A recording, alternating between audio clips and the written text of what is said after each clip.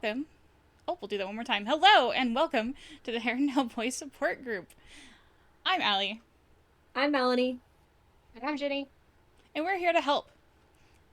So, we are discussing this week Clockwork Princess. It is a new book. We are discussing chapters 1 through 6. So if you're the person who's reading along or who has not read these books, that is your spoiler warning. That is your spoiler warning. Clockwork Princess 1 to 6. But before that, how are y'all? How's life? It's also a new day for our podcast. It's a new day. It is a new day. New book. New. Lots of new. Yeah. Me, Ginny's in a new location, not a permanent location. I am in a new location, not permanently, but temporarily. I got a new job. New job, lots of news. New job. Lots of Which news. is why we had to move our day. So if anyone's confused, we moved to Saturday because my job now conflicts with Sunday. Disappointing. But we do what we gotta do. We could not do the podcast without Melanie. It does happen. We could not do the podcast without Melanie, and we like the podcast. We love. I know. I was like, I don't want to do the podcast still. Yeah. It's hard being an adult and figuring out the time for like all the things. God, yes. It's just so hard. Do not recommend becoming an adult if you aren't. No. One yet. No, absolutely. Just that's the nah. Where's the refund on adulthood? Or can I extend my free trial of life? Just like another 18 years. I will say, like, I like the independence of. I like not living with my parents. Me too. I like making choices. But no. It's hard. It's a double-edged sword because it's like you can do everything that you want, but then you're the only one responsible for you. Too, exactly. Is the thing. You can do everything you want, but you also have to do everything you need. I don't make enough money to live on my own. Neither do we, but But there's two of you, so you at least have that. That is true. The economy situation is a disaster right now. Yeah, I don't think... It's terrible. I think that Ginny and I were just like a year or two ahead of it. I don't think that if we had moved out when we did, it might have been a lot harder to do so. So. Yeah. I think that if we had tried to move out like a year or two later, I'm not sure if it could have happened, honestly. It's just really hard out there right now. It's hard out there. And we're sending love and support to... I'm sure most of our audience is the same age group as we are. This sort of like young adulthood figuring it out. Sending love your way. I'm not gonna say it gets easier, but that's what they keep saying. So young adult-ish, if you will. Oh, exactly. Well, shout out to that.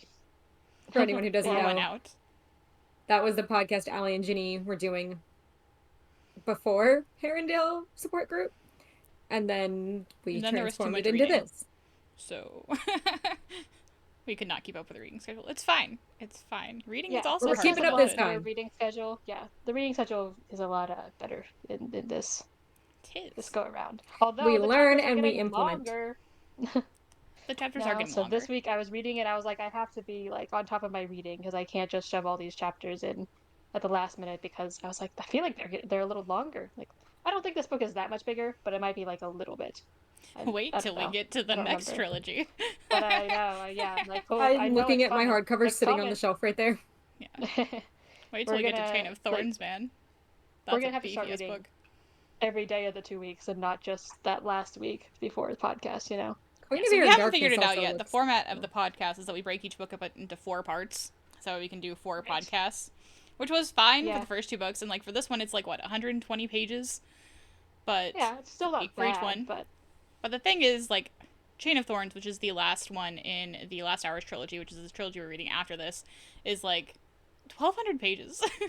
Let me grab it. Hold on. Dividing that by 4, it's gonna be like 300 pages every 2 weeks. Like, yeah. Yeah, which, like, I mean, it doesn't take any of us terribly long to read. No. Because I think we're all quick readers, but it's just with the adulthood thing and all the other stuff we do in the evenings, it just, reading every night is not a thing that I happen used to have anymore. It behind me. Exactly. Yep. So I'll have to be reading every night, and Give us the page count. Okay, hold on. Are we talking page count with like sneak peeks or no? Just the book, the story. With the epilogue, it's 778 pages. Okay, so not quite 800, but still, yeah. It's thick. It's a lot more than the what? 600, or no, 560 pages of Princess. Yeah. So, yeah. Though I guess next we're technically not starting that series. Next we're doing some of the short stories. We are going to do a little short break. Which will keep you up to date with what short stories we're reading. Because we're trying to read them as close to chronological order as we can. So there's going to be some bouncing around, like with what book it is. Exactly, with which collection it is. Which there's going to be new collections coming out soon. What? Right. Cassandra Clare just announced on Instagram. And like, so we knew that she wanted to write another one, and so she set herself up to write like a series of short stories from the point of view of my favorite character, and I'm hoping that that's what we're getting. So I'm just like, please, please, please, I'm manifesting. She also said that there's going to be a bunch of short stories that focuses on like all, I don't know about all, but a lot of the different couples throughout the whole universe. So exactly. That'll be exciting. And like some side stories too, like with different characters, and like, I think. I don't think it's live yet, but if you're interested, go to her Instagram and there's a Kickstarter link. The first couple people to back it get the first chapter, I believe it is Wicked Powers early, so yeah. So back that Kickstarter when you have the funds and the time. Very excited. Or just wait like out. The rest of the world. Hopefully at some point I'll maybe have enough to back the Kickstarter a little bit and, you know, help it happen. Because I also like the idea of having I'm going to buy all these eventually, you know? Yeah. So of course. But anyway, moving on to what we're talking about this week. Ginny, why don't you got a lot to talk about. Fill us in? Yeah.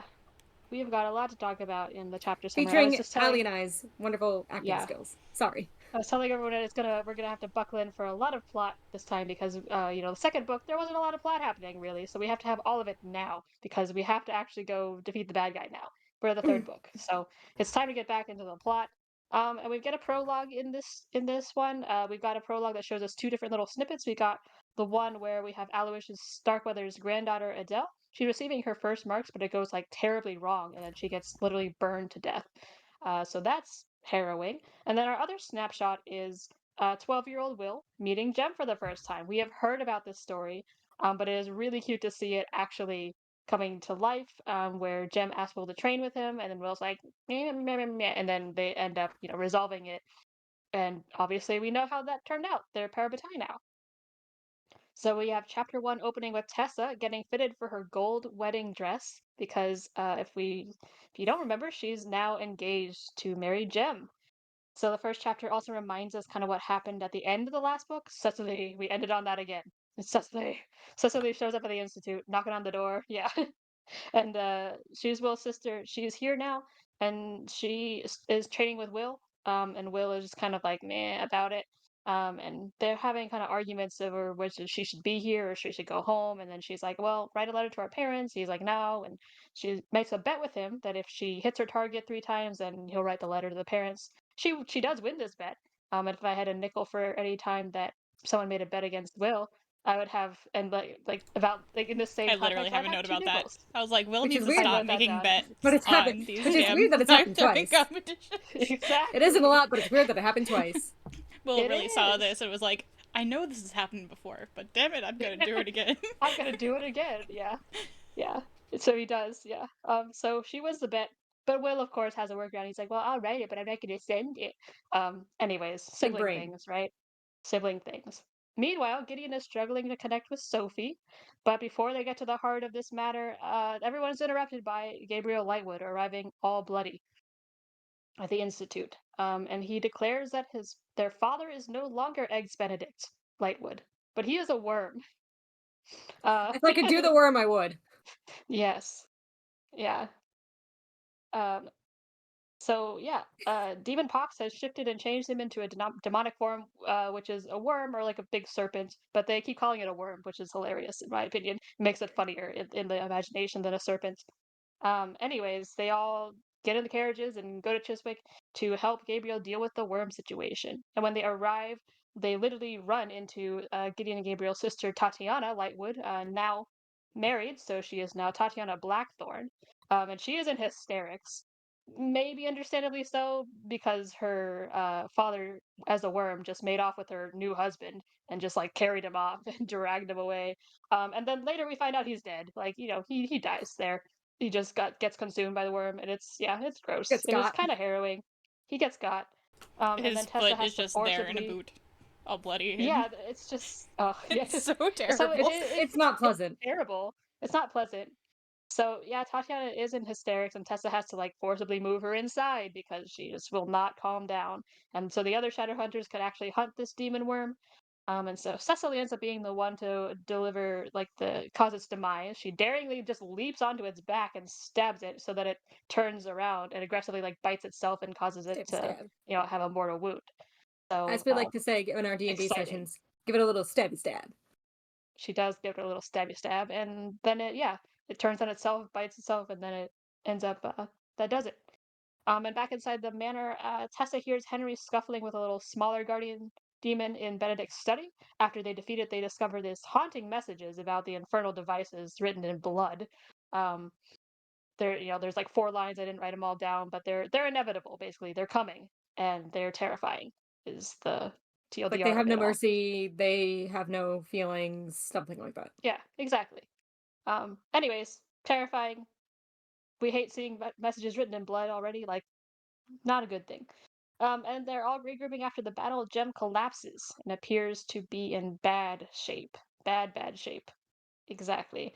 They get back to the Institute, and Jem is placed under the care of the Silent Brothers. But Will learns that Jem is short on time. He's been using a lot more of the Yin Fen than before, without telling them, and he's all out of his supply that he normally has in his room.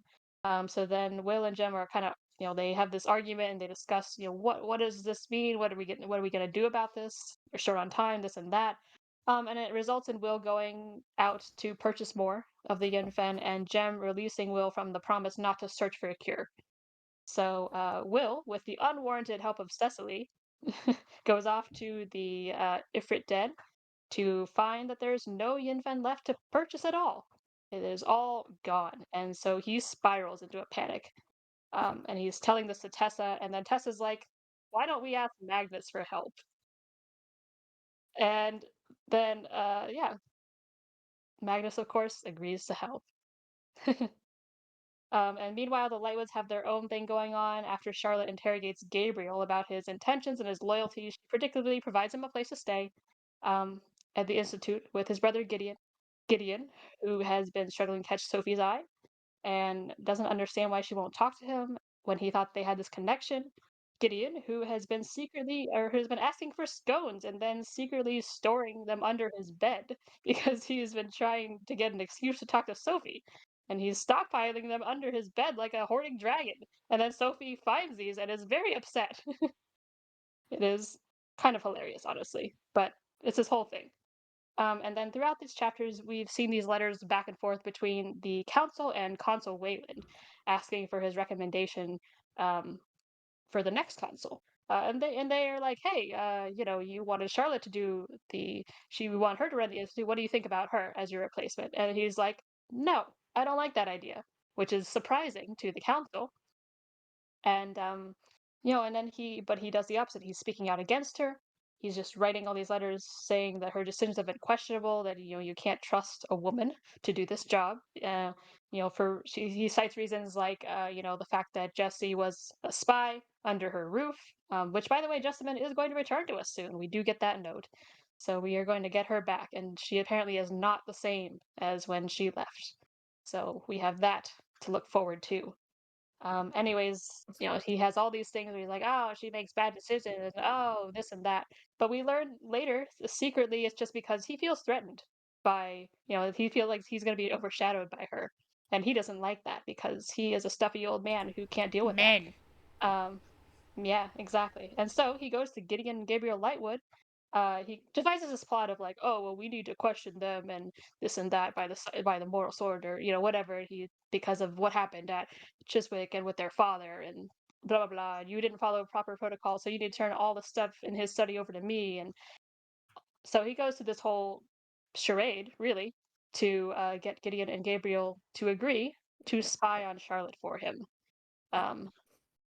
So they do agree, but they decide to turn the tables on him, and they're going to spy, but then they're going to feed him false information. So that is the plot here that we are left with at the end of these 6 chapters. Thank you for your spy glasses and your exciting.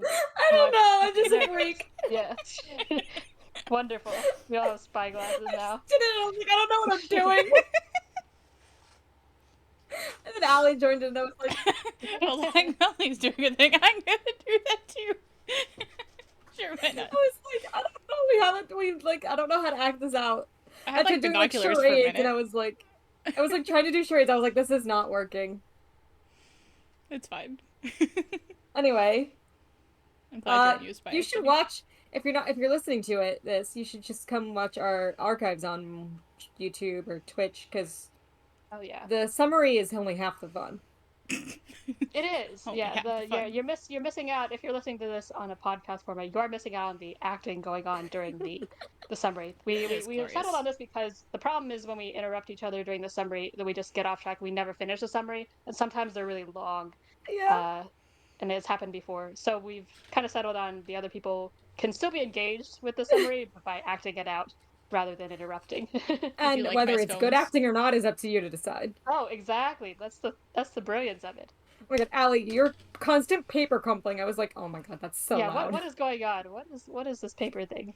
So I muted that on the recording, so you're not going to hear me crunching paper. Oh, good. Because it was really loud. Yeah. Oh my. Welcome to our ASMR channel now. I don't think they heard that. They did not. Good. Anyway, no how to irritate your friends. But yeah, a masterclass with Allie. Allie doesn't have to try very hard, let me tell you. No, that's true. Allie could write a masterclass on it. I could. Yeah. Anyways, lots of stuff. Lots of Where things do we want to start in this story? So I love that you wrote down 2 nickels as well as I did. I didn't have 2 nickels. I had another note that was equally funny. I said,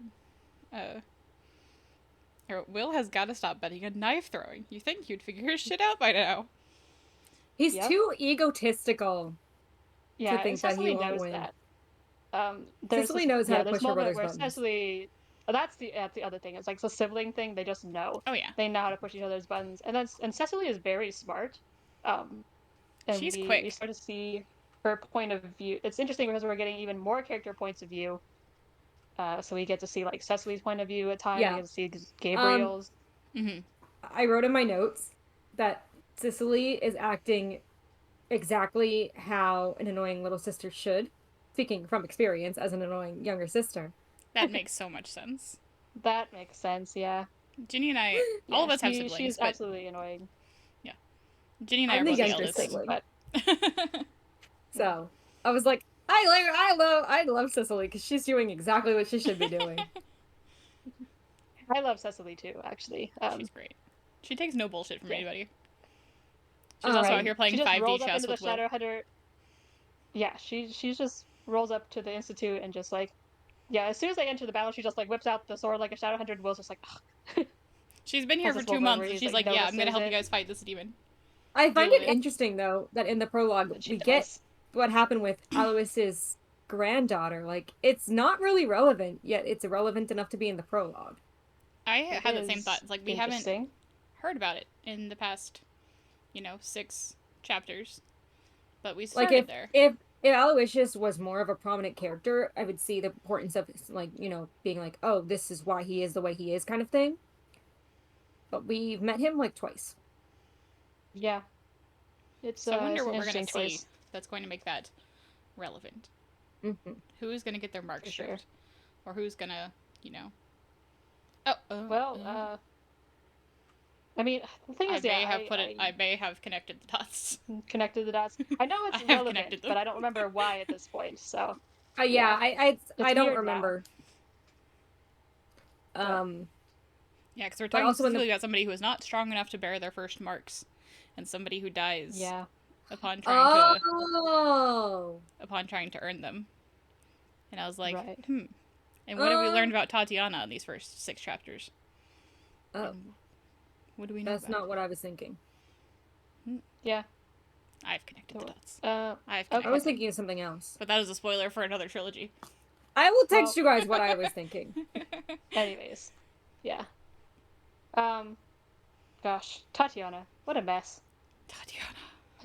I This mean, is not the last I time we'll talk about understand. Tatiana. I'm trying. Yeah, this is not the last time, and I'm trying to again hold some grace going into these things. At this point, she is a newlywed. We've She just is met young, her. and she is in hysterics. Her She has husband every gets right to be eaten upset by that her her husband father. has been eaten by her father. Yeah, yeah, I mean, that's pretty terrible. it is pretty terrible. It's just like, yeah, and that's my thing is like holding grace for that because it's like we see all these shadow hunters who are trained to deal with demons and this and that, so they don't have, so they're still with it. They're just like, yeah, we have to fight this thing. I mean, and move she's on also and a shadow whatnot. hunter who was trained But to deal with demons and. Was she though? Oh yeah, Because she is.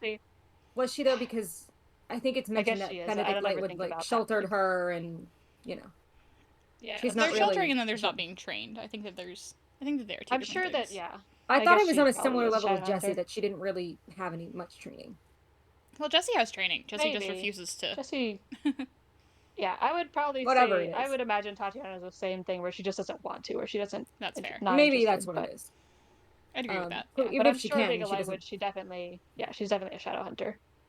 Also in the prologue, I appreciated Jem being like, when, talking to Will about being his training partner and blah, blah, blah.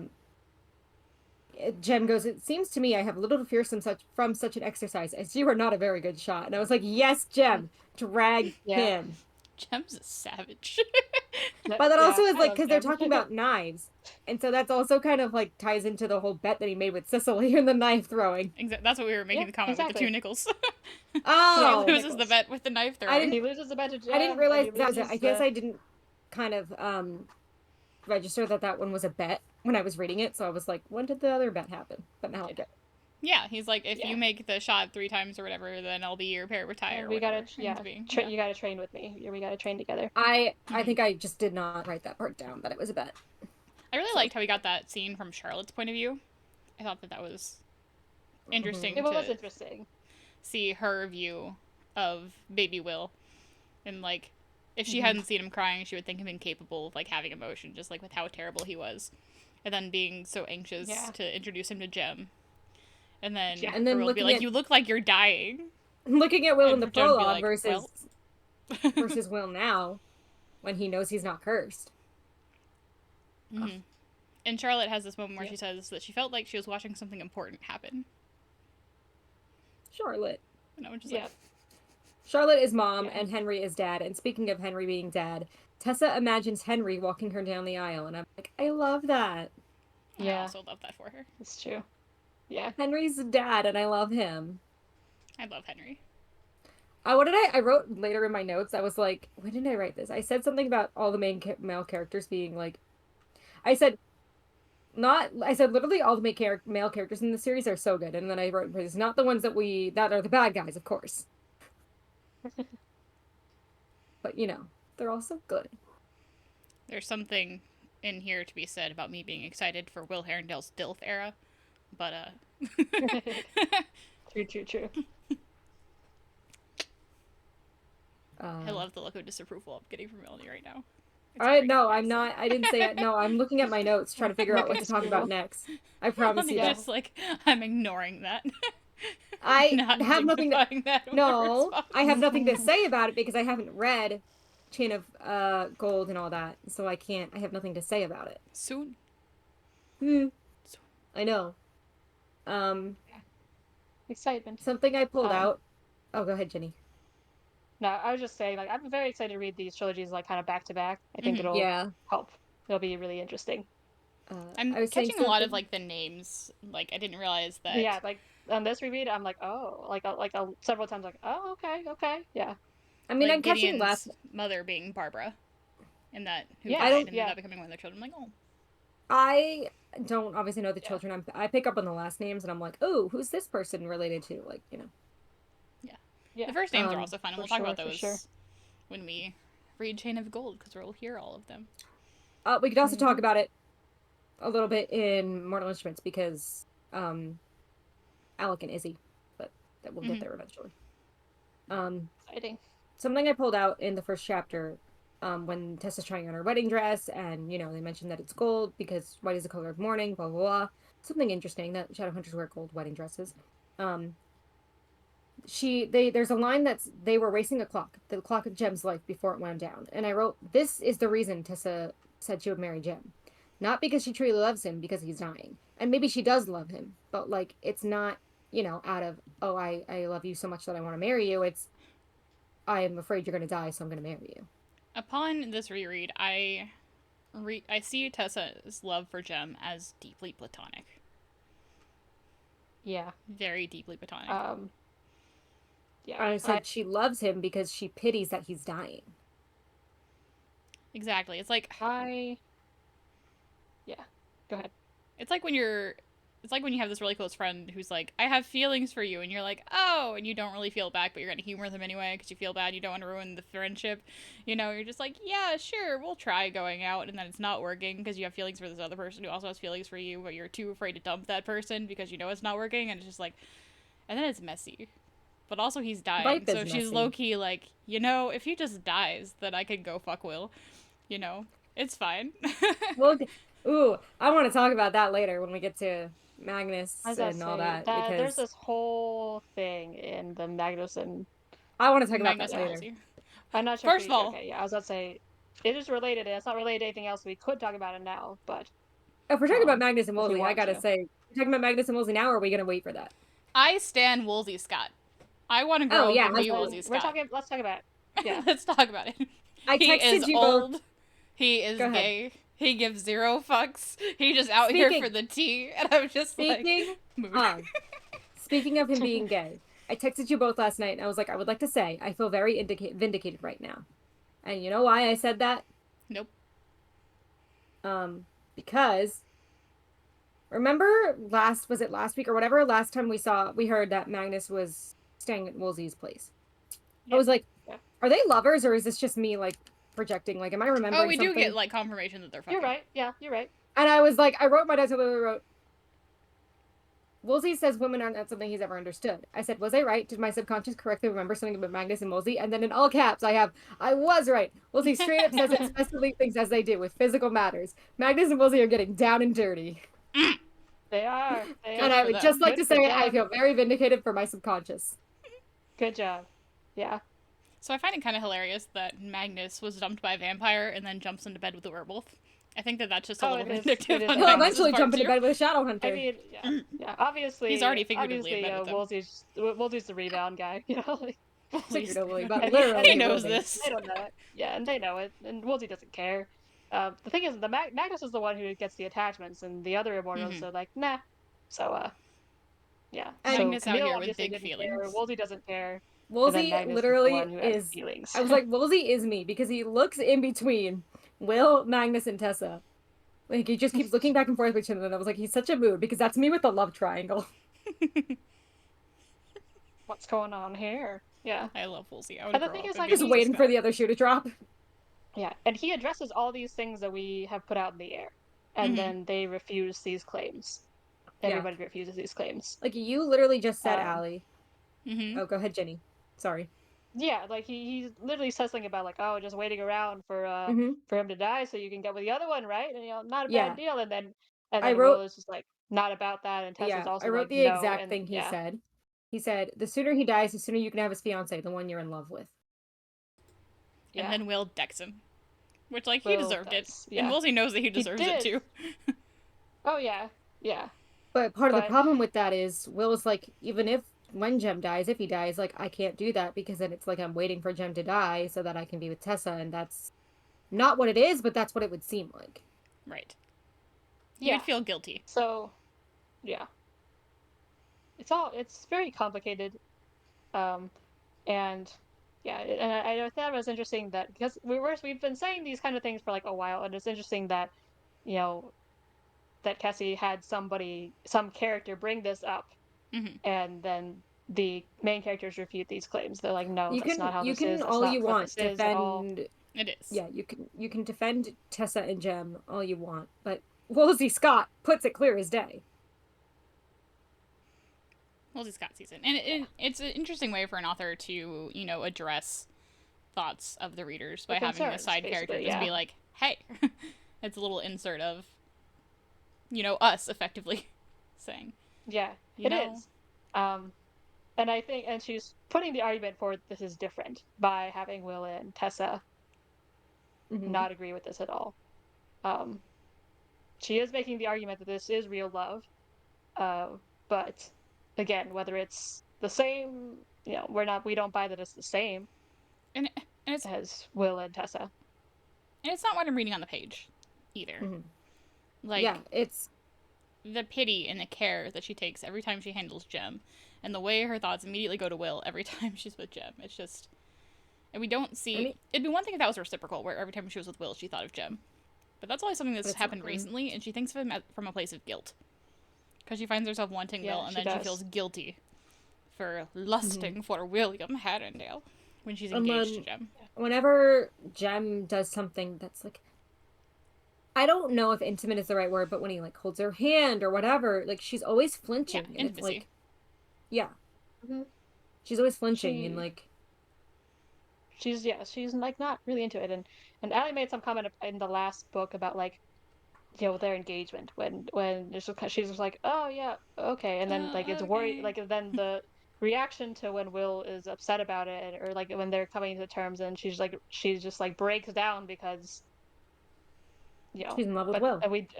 And then there's the other thing is we doubt that she would have that reaction if it was reversed, if she was engaged to Will and then Jem was like, I love you. Would she really have the same visceral everything? She'd probably be like, I'm that's really sweet, sorry, but I'm in love with Will. Yeah, and she might be sad and guilty a little bit, but I at the same level, I don't buy it either. And I think we opened up the scene with her in the wedding dress, and it doesn't seem like she feels. She's super uncomfortable in it.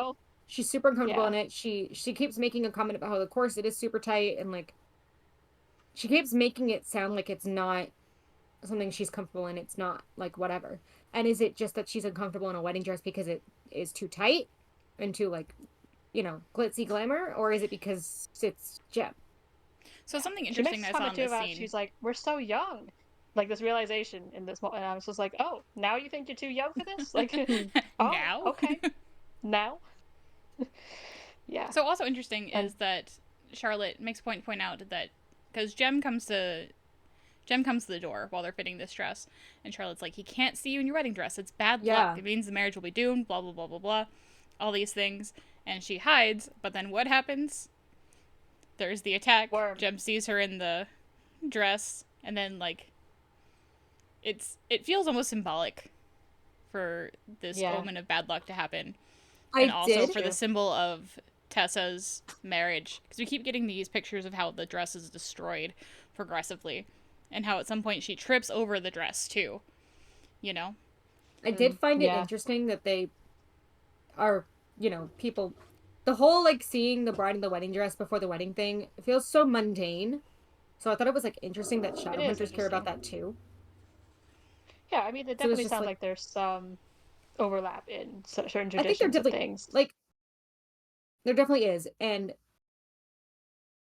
I think especially, I could talk about this when we talk about Jason Clary, but, with Clary being, growing up as a mundane, I could see her being really, really, having the mundane things be important to her. I guess Tessa too, in a sense, because she grew up as a mundane, but I don't know. She did. Yeah, she did. I guess so. But yeah, I agree that it's interesting that there's overlap, and that I like this. Yeah, the symbolism of the dress. And the other thing is that Jem has this moment where he's on the ground, he's suffering, right, as he is, and then he looks over, and he's like, "Wow, you're so beautiful," and this and that, and then Tessa's just like, "Are you okay?" Blah, blah, blah. And but Jem's having cool. these moments of, you're dying. Yeah, and but Jem is just like, "Ha," and Tessa My note is literally, "God damn it, Jem." Right. God damn it, Barb. Yeah, there's this moment. I think the carriage thing where I was like, Jem, stop being horny for a moment. Because they have to go fight the worm. I understand. Was like, Jem, please, bonk. Jem gets the horny bonk. He does. Bonk. And then Tessa gets it 2 pages later, but about Will, and I'm like, oh, no. I understand Jem not wanting everyone to treat him with kid gloves and to treat him like he's dying. but he is. And he... Yeah. I almost feel like Jem doesn't take it seriously because he's accepted it, and it's like, but other people haven't, and you can't force them to, A. B, they're allowed to be concerned about you, and if you're having an episode like this, it's bad. Like, stop it for a minute. Stop, like, pushing it off for a minute and let them take care of you. So an interesting take on the treating with kid gloves thing is that the reasons that Jem gives for falling for Tessa involve the fact that she didn't treat him that way. However, as the relationship has progressed, she has begun treating him that way. Yeah, agreed. Yeah. I would agree with that. That's interesting. Yeah, I kind of agree, though, with what you're saying about Lena. So, like, he is very insistent about, oh, don't treat me like I'm dying and this and that. But he is, and it's, like, obvious now. And, like, people who care about you are still going to care about you anyways. Like, even if you're like, I'm fine. Like, there's still the thing of, like, well, we need you. Sometimes you need to accept help. Or accept that people... Yeah. It's kind of like... Honestly, I just thought of this. It's kind of almost like Will and like pushing people away because he doesn't want them to love him because of his curse. It's kind of similar in that Jem doesn't want people to care about him, but needs to, or not necessarily care about him, but like care that he's dying kind of thing. But he needs to accept that they're going to anyway. Jem feels guilt, or would feel guilt, that people would miss him when he's gone. And he feels guilt that... Like, if Will were trying to cure him, he worries that Will would feel guilt because he was unable to find a cure. But wouldn't you argue that Will would also feel guilt if somebody loved him and then died? I mean, yeah, I'm comparing how they're similar. Oh, okay, that's what I was saying. Exactly. I'm helping. Sorry. Yeah. I'm sorry. I did not realize. Go on. No, that was it. It is similar. You're right. It just manifests slightly differently. Yeah. Okay. Right. Jem is also... That's why they're such a good match for each other. Like I said, the real ship going on here is Heronstairs. Things. That is the real ship. It really comes out of that argument they have, too, about, like, you have to release me from my promise then, because I have to go find a cure for you then, and, I'm like, yep, here we go. Heronstairs for real. Okay, moving on to something else, because... No, I'm gonna make it gay. Let's continue talking about Heronstairs. Let's talk about how Cicely... We haven't talked about Heronstairs. We're gonna talk about Heronstairs. We're gonna talk about Cicely. No, Ginny, pop off. Yeah, we were like... But, like, in that scene where Will is like, there's none of the Yinfen left. Like, he panics. And then Tessa has to be like, calm down. Magnus is gonna fix it. He's gonna make it better. Magnus is gonna fix it. We have a pet warlock now, guys. Magnus is good. Yeah, exactly. But Will is just, Will is distraught and having a really bad time, and he's like, Will here is having more emotion for Jem in one moment than Tessa has had over the entire 3 books. Yeah. You get your Magnus and your Woolsey. Keep it, just be happy with that for now. No, I shan't. Make everything gay. I'm now shipping Sophie and Tessa, and you cannot stop me. I can't, but I can be like, nah, her and Gideon Sophie and Gideon belong together. The scones, okay? The scones. It's so dumb and awkward, and I love it. You want to talk about the scone scene? Because yes, talk about. I want to talk about. Then we got to talk about Sophie because I got a lot to say about Sophie in general. Great. We see, that Sophie in chapter 1. We see Sophie sort of talking to Gideon, and she's sort of done this complete 180 on how she feels about him, and she's now being cold and distant. And I wrote that it's really heartbreaking because it's because of her drama associated with her former employer. And we get a sort of like flashback from Sophie's perspective from when her time with her former employer. And that man who was literally abusing her was like saying she would be friendly if she knew what was good for her. And now unintentionally, Gideon is bringing that trauma back up by saying he just wants to be friendly. And my heart breaks for Sophie because she does not deserve this.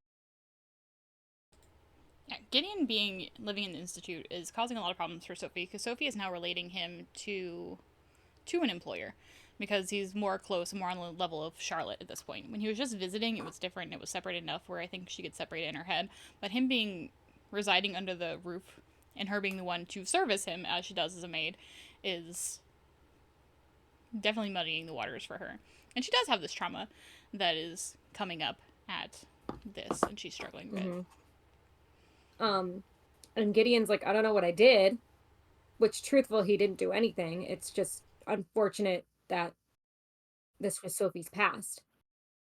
And when do we get to... Okay, so when Sophie was bringing the scones to him, I literally wrote my memories. Oh my god, my notes. Because I'm reading my notes and it says something about memories. Listen, I have something in my notes that I said, core memory unlocked. Is this the tray scene? And I was like, it is the tray scene. Because you remember things subconsciously, even when it's been a while. I got this feeling too when she said something about he's asking for scones again. And I was like, I was like something about that. I said it is the tray scene. I said I fully remember this. Gideon kept calling for a tray just to see Sophie. He would hide the scones under his bed because he didn't actually want them. Yeah. Can I have more scones, please? More scones. And poor Sophie gets mad at him because it's doing extra work for something that she doesn't have time for. And Gideon doesn't see the fact that she's not a Shadowhunter. He does see it, but like, he doesn't think about the fact that she's a servant. She can't just spend her time doing whatever she wants. She has other responsibilities. Exactly. There's that... Yeah. You know, you have those experiences when you move in with people from different walks of life, or you, like, form relationships with people from different backgrounds. So you sort of have these moments where you have to break down things and start to see things from another person's point of view. And, like, sometimes you communicate differently, you know? And he's definitely seeing this a lot right now. Especially because there's a power dynamic at play. Gideon wasn't trying to talk to her and spend time with her, and she won't. He just wanted to see her because he's in love with her. Exactly. Yeah. But Sophie, like, you're making me carry all these scones up all these stairs, past all these doors, to put them onto the bed, and now we're gonna have rats. Tessa and Sophie talk about it later. And I think Tessa says something like, "Oh, that's sweet," and Sophie's like, "No, it's not. Yeah, it is not. We're gonna have rats." And I think part of it, of him. Right? I think part of it, her anger is because, like, she recognizes that it is very sweet, but she's having a hard time trusting him because of her past trauma. So it's easier to be mad.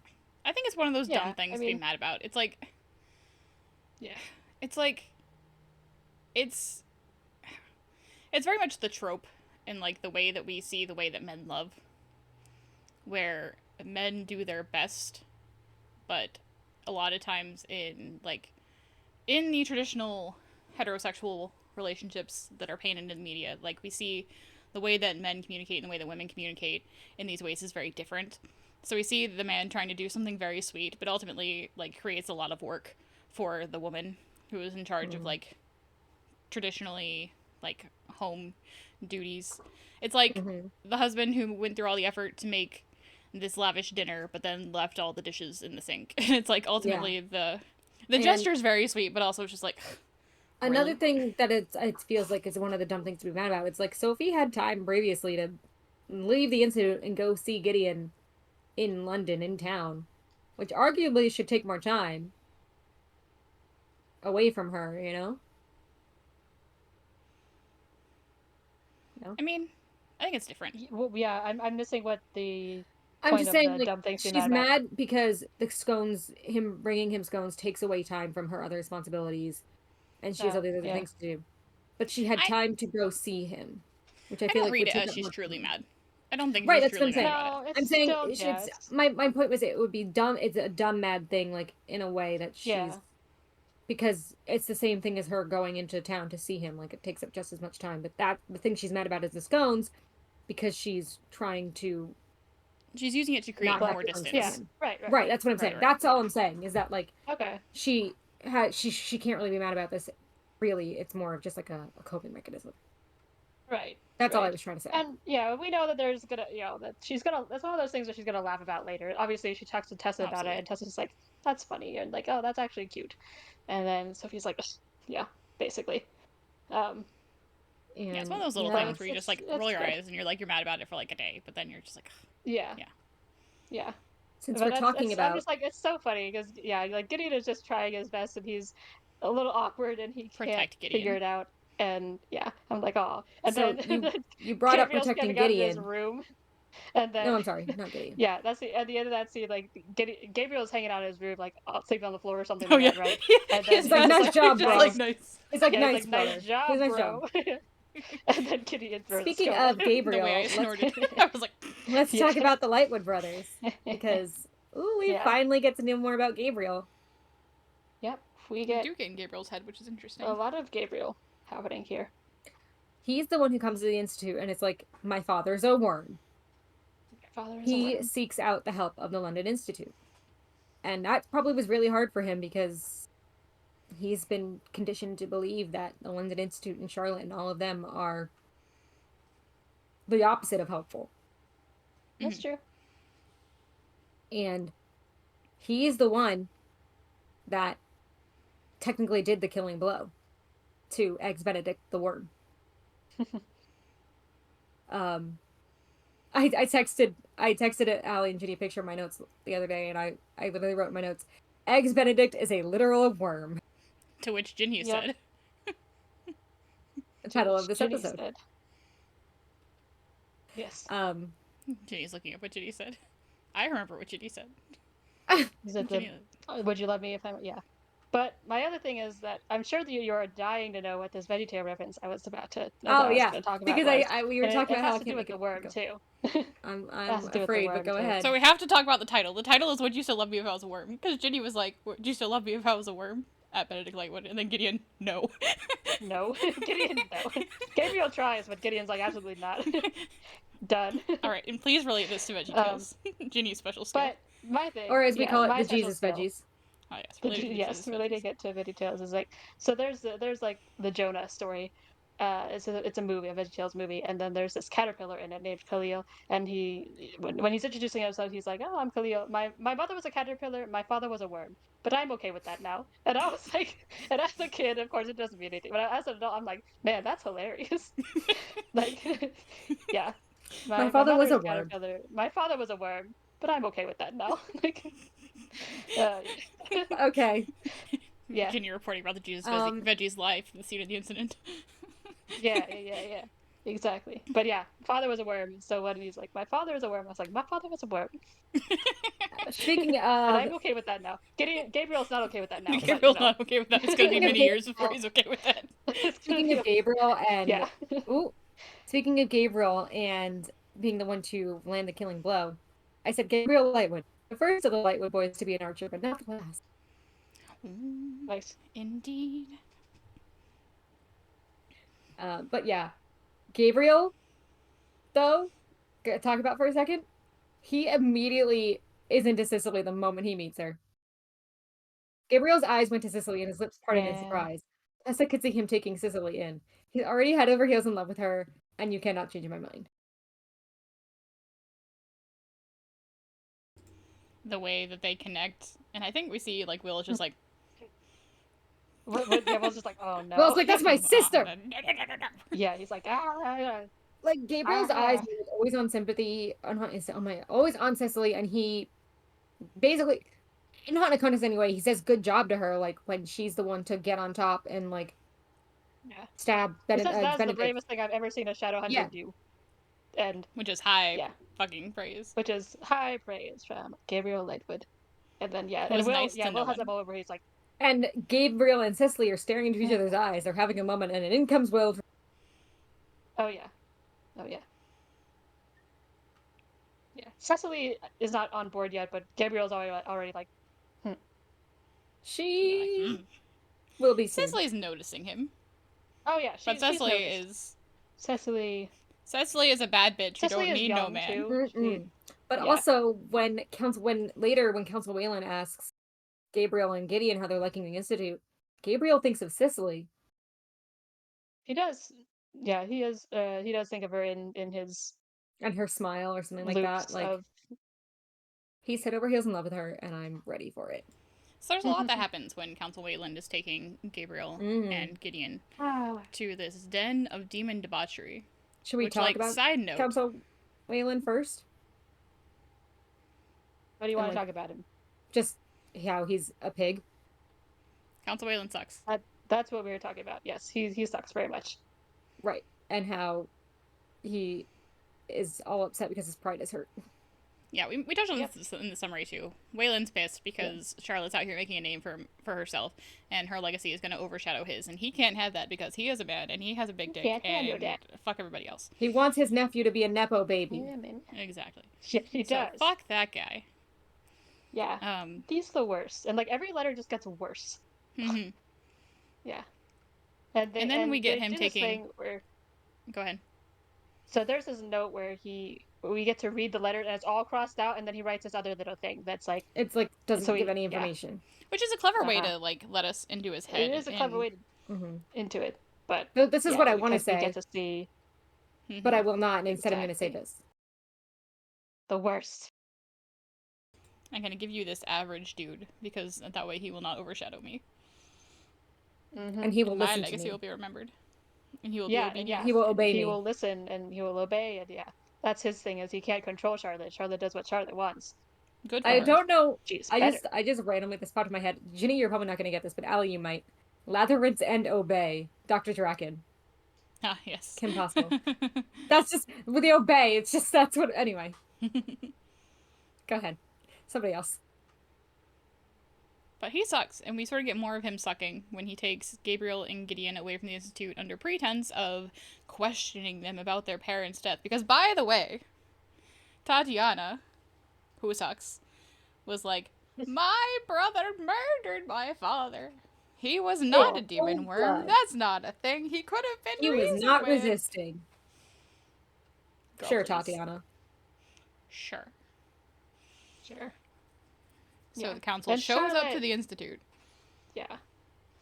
And they all are like, do you really believe her? And like, And they refute they make all the arguments that are correct against Tatiana's word. And of course, everyone knows that Tatiana's not all there. Right.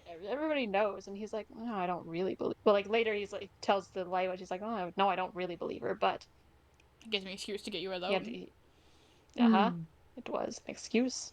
And Council Waylon asks them to spy on Charlotte, as we said in the summary. Mm-hmm. And he blackmails them.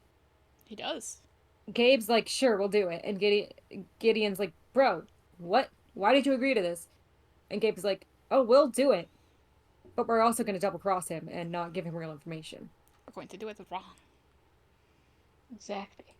Which, that's going to backfire. I can already see it. But it's character growth in a way, because it is character growth. But a couple in the last 2 books ago, Gabriel would not even have considered this idea. He would have immediately been like, "Yes, I will spy on Charlotte and tell you everything for real." That's true. So maybe in an alternate universe, Council Waylon could have taken Jem to this den of demon debauchery, and maybe then Jem would have seen other women who are not Jessie and who are not Tessa. And then maybe, like, this whole conflict could be avoided. And Jem would just be like, yes, other girls exist. Maybe I don't need to sink my claws into the one that's in front of me right now. Maybe I can just leave the house occasionally. You know, Jem just needs to see some other legs. And then maybe we'll just solve this love triangle. And, maybe that's what needs to happen. I'm just saying, throwing it out there. Speaking of character growth, regarding Gabriel, he saves Will's life, which is, I said, that's what we call character growth. And then I said, and Will is feeling sympathy for Gabriel. More character growth, because they're supposed to hate each other. Well, Gabriel's trying to tap his sister, and you can't exactly, like, let a girl's brother die. Not at that point. At that point, he is not. At that point, he is not trying to get with Cicely yet. He knew. He could feel it in his bones. I don't know. What else? But the thing is, like, so the Council way that he blackmails them by saying that he's gonna, like, strip their family of, like, marks, basically, more or less. Because he's like, you two are the last Lightwoods who can do anything. Like, because Tatiana's now Blackthorn, so you two are the last Lightwoods right now. So if I strip your family name, or like, and you guys, if I get rid of you all, there is no more Lightwood Shadowhunters, and that is a big deal for them. Seen the end of this book yet, the conclusion, but we do know that the Lightwood name continues on, so clearly they do something right. Yeah, we do, but that is his thread. We know how the Right. Lightwoods feel about their family and their family They name have and a their lot of family legacy and pride. stuff. They do, exactly. And And we he see like, that I come will to light wipe your because he family off the threatens all map. that. I will wipe your family off the map. And then we also learn that Tatiana is pregnant, is the thing that does it for Gideon. Babe. Because I was thinking Yeah. about this because I was like, well, she's a Blackthorn now and her husband's dead. So like, how does a Blackthorn name continue on? Because we know it does, and then they reveal that I was like, oh yeah, that would do it. Right, she's pregnant. But but they talk about this, and then and he ropes the fact that like, well, he says something about, I don't remember the entire thing, but he said something about Tatiana too, about how he's like threatening, like even though she's not a Lightwood, he can still take their home basically. So I think that's the thing is like Tatiana, it's now Tatiana lives there or something, right? No, She she's living lives with the with the Blackthorns. Blackthorns. Oh, okay, okay, Because never since mind. she But was married to a Blackthorn, she is now a Blackthorn. I think yeah, the taking away the home was in relation to Gabriel, who is not comfortable. yeah, He's still it not would be comfortable with the idea from of staying at the Yeah, Institute. he has nowhere else to Gabriel. go. Mm-hmm. Yeah, so he tends to take all their property and stuff. I don't remember but there was something that would affect Tatiana too, because I know that is when Gideon kind of I was like, think oh, he said something we about can't do stripping that. Tatiana of her marks. I think he did. I think you're right. I think might have been it. We're gonna strip Tatiana of her marks as well. Which, like, maybe And that would have then saved us a lot of problems. I don't Just like know, but yeah, globally. but then Gabriel or like somebody's like she's pregnant, and then Gideon's like, oh no, we can't do. Yeah, And wait, then this is a Gabe problem. says something We can't do that. so. Gabe says, um, what did Gabe says words that are very sweet and I don't. Yeah. I thought I wrote it down, but maybe I didn't. Gabriel is like, yeah, you would know if you were around more often. Oh, that's right. Right. Yes, because Gabriel knows that she's pregnant. Gideon didn't know. Yeah, because Gabriel still feels a little betrayed by Gideon for having chosen Yes. the Institute over the family, which, like, debatably, Gideon made the right choice. And Gabriel's starting to see that now, but he is definitely still bitter and feels abandoned by his big brother, you know? Yeah, but he does have. I wrote this down too, where, like right at the end, when he's plotting, when he says, "No, we're going to turn the tables on you." Gabriel longs for closeness with Gideon more than he did with his father. Mm-hmm. There is like a connection there, and that he would rather choose his brother over his father, basically. Right. Yeah. Well, yeah, and like Gideon's his big brother, and there's definitely, I'm sure there's that little brother looking up to their big brother, can do no wrong. Yep. And Gabriel's also struggling because Gideon had spent nearly a year in Madrid, and when Gideon came back, he was completely different, and we saw that a lot through Clockwork Angel, and meeting him the first time, and how he's different than everyone like anticipated him being, and Gideon came back almost a different person to Gabriel. The Lightwoods are very, family first. The rules are just guidelines, kind of people. But Gideon saw in Madrid that not everyone's like that, and that there is an honor to being a Shadowhunter that his family's not upholding. And yeah, so I feel like Gabriel felt betrayed by Gideon. We get a lot of character insight in this beginning of this book. We do. And so I think Gabriel wants to reconnect with Gideon, but it's a struggle. Go ahead, Ginny. Yeah. I said I found the quote. He's like, so where Gabriel is like having this moment where he's thinking about his brother in the back. He says his brother had always been the one to show him the safe path. There had been a time when they had trusted each other implicitly, and he did not know when it had ended. He did not know when it had ended, but his heart ached more for it than it had ached at the loss of his father. Yeah. So he just misses his big brother. Benedict Lightwood may have been their father, but Gideon was the, I don't know if I say father figure, but the one to take care of him, kind of. Yeah. We know that Benedict was very particular, and yeah, he had his debauchery and obviously he had problems. He's a worm now. So. He was a worm now. He's also dead. There's a problem. He's a dead worm. Yeah. So the argument here that they're making about Tatiana is that the Blackthorns would throw Tatiana out on the streets. Oh yeah. Exactly. Okay, If when they find out what happens, the Lightwood, they would be like, nah, no, we don't want any part with you, and then throw her out on the streets. Because I think the Blackthorn words are like, the law is hard, but it is the law. Yeah, that's true. Yeah. Yeah. So it would make sense that they're like, yeah, nope, I don't think that so. Could be, and that could be Fairchild's, but I think it might be Blackthorns. I don't remember. I thought it was someone's are bad law is no law. I don't remember. Anyway, there's some family. I thought that was just the Shadowhunter in general motto. It could be. I could be crazy. Because I know that they repeat that in Mortal Instruments. Jace repeats it. Yeah. Maybe. If we don't have anything else major we want to talk about, I have something that I think would be a fun way to end it. I don't have anything major. I have one little quote dumb thing. Yeah. Ginny's bullshit corner. Mine's a little bit of a bullshit corner too, so go ahead. I love bullshit corner. Nice. Okay. Well, my one thing that I just looked at my notes and I was like, so I'm getting, is that they're going through like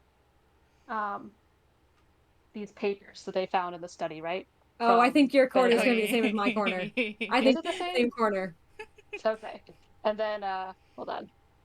Blah, blah, blah. And then they did copy down his stuff before Council Waitland was like, give it to me! Or whatever. And then, let me see. If your corner is the same as my corner, I know exactly where you're going with this. I don't know. So they're talking about, like, when the Council leaves, he's just like, he's gone, Sparkle of Dark Robes and Runes, and then no sooner had the door closed behind him than Will hissed, how could you give me those papers? We need those. And then Charlotte's like, well, I've already been copying them all night, blah, blah, blah. And then she's like, I've already been copying it down all the relevant parts. Much of it was, and then Jem was like, This is my corner. Pornographic. Pornographic? And then I was like, that was my corner. That's what I was gonna talk about. And I was like, it's me and Allie. That was my corner. I was like, I just said I love Will. Is it dumb gibberish? And then Allie would be like, I just wrote I love Will. But that was my corner too. Exact dynamic. That is exactly. Where do I fit into this? Am I just Charlotte who's like... You're Charlotte. in this moment, yes. Yeah, absolutely. That was my corner. Ginny, same brain. Same brain. There is a joke that Allie, Ginny... There's an ongoing joke that Allie, Ginny, and myself, we share a brain. So, Ginny clearly and I share the brain cell today. We did share the brain cell today. Or I guess when writing that note. Whatever. I giggled at that. Yeah. Yeah. I also laughed and I was like, yep, that tracks for Will. I am a Will, and yeah, like I said, I immediately thought that, I was like, oh, look, it's... And I'm Charlotte, which makes me happy, because I love Charlotte. I love Charlotte. I'm full Charlotte stan in this reread. That means you're you stand me, yay. I don't think universally you're Charlotte, but no, in this moment, yes. We said I was more like Tessa, but I don't know about that. I don't know if you're like Jem? I don't know. We'll have to revisit it by the end of the series. Maybe, I feel like I'm like Sophie. We're all close. Maybe. I can see it. Kind, but also like we'll have to think. getting mad over the stupidest things. I feel like I'm Sophie. Anyway. That's fair. I'm Henry. Yes, you are Henry. You are Dad. Which would make Ginny Charlotte if we're... Wife? We're not naming a Buford. We're not. And then Cordy and Milo are their children. You need to stop. No exploding cribs. Buford? Oh, I don't know if that counts as Tony setting on fire, but he exploded it, so... He did. No, he didn't set anything on fire. Oh, quickly. Exploded. Henry, quickly, because this is important for later. Henry is working on an invention, and that invention is he's trying to make a portal. Oh yeah, he is trying to make a portal. Interesting. He also made a self-rocking cradle for their child, and I'm just like, Henry's going to be such a good dad. Yeah. Okay, but he's going to be such a good dad. I love him. Like, oh, what if I adjusted it? Charlotte's like, over my dead body. Charlotte's like, no, you do not do that. I love Henry in his dad era. But yeah, Henry is trying to create a portal, and I think that's important to mention because it's going to be important later. Henry's a good dad. Henry is... Charlotte is a good mom to Will, Jem, Tessa, and Jesse. Yep. When I said Henry was trying to make a portal, I was like, I can't wait to talk about Henry's legacy as an inventor of so many things. Yeah. Especially portals. Yeah. Anyway. Yeah, we'll pick up there, I guess. Yeah, there'll be more to talk about in 2 weeks. It'll be 2 weeks. For friends listening, since we had to change days, that will be Saturday, October 14th. Woohoo. Yeah. Very exciting. And yeah, more chapters. We'll get to the midway point of this, and I'm sure that we will feel more feelings. And this is the last book, so we gotta have all the things wrapping up and all the things. Listen, I'm blocking out 2 hours and preparing for a 2-hour part 4. I'm ready for a really long finale too. It's gonna be a long one. Thankfully, I don't have work on those days. Yep. So we'll have. But we're not there yet. Expect your regular hour-long. Yeah, we have more time in 2 weeks. Yep. But yeah, if you're listening to this on Twitch, you can find us as a podcast on Monday. We're on Spotify and Apple Podcasts. You can also find this on YouTube if you're listening anywhere and you want to see what the video looks like. If you want to see Melanie and I's fantastic acting skills, then you got to check that out on YouTube. We do stream this live to Twitch every other Saturday now at 12 p.m. Eastern Standard Time. So drop in for one if you're free. Chat with us in the chat. Drop a follow. Drop a follow on Spotify too, or Apple Podcasts. Add us to your library to get notified when we drop that new podcast. Also, leave us a review. We have a command for it, and I never remember it. It's fun. Yeah. What are links? Who knows? I don't. I know that this is one. Mel needs one job. Yes. Why is it not working? There it goes. Oh, there it goes. Come follow Allie and Ginny on their gaming channel. Fun. But usually I'm in the chat because I'm a supportive friend. If you like video games, then yeah, there's a gaming channel where Ginny and I hang out and do stuff. When we play things that are not Baldur's Gate 3, it's fine. Because apparently we there's still do also that. There's also Discord. Wherever you're listening, I'm sure there's access to the link tree. Find us on Instagram to see some cool pictures and to learn where we're going to be live next. But that's it for this week. Thanks for hanging out with us, and until next time, bye! Don't turn into a worm. Bye. Don't turn into a worm. Thank you for that sage advice. Well, Ginny would not love you if you were. Ginny would not love you if you were a worm. Actually, I probably would. I don't know, Melody, if you would, but I don't know. I gotta think about that one. I might love you more if you're a worm than a person. Actually, I'd probably take better care of you if you were a worm than if you were a person. Ginny would put me in a little jar. And I'd have like a little mushroom house. Look at who that is. We have a surprise guest. You do have a surprise dog appearance. She decided to jump on the book anyways. Even though I put it next to me. Hi, Pony. All right, bye. All right. Bye. Bye.